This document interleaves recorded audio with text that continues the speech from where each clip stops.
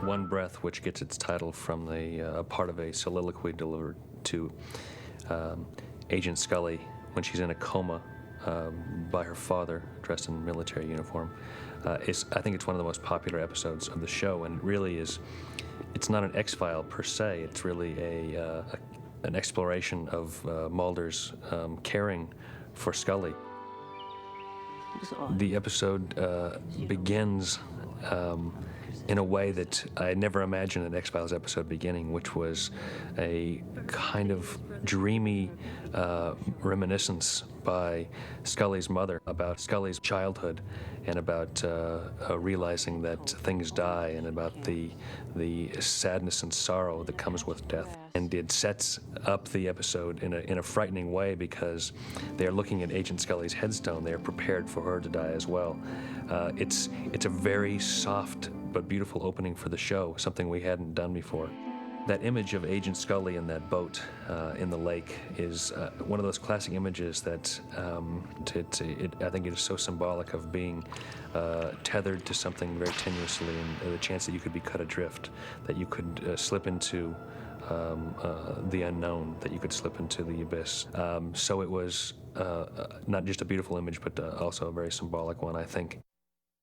The effects in this show were minimal but memorable.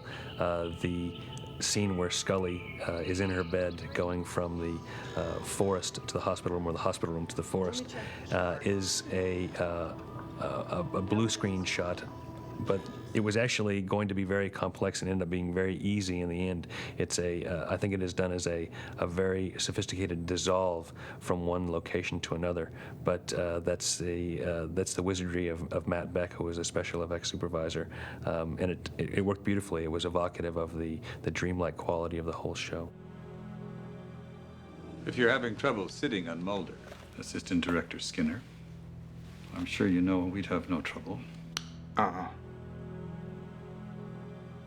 The character of Skinner and his interaction with the cigarette-smoking man, I think, points up the politics of the show and the way the mythology is setting up, with Skinner as both an antagonistic and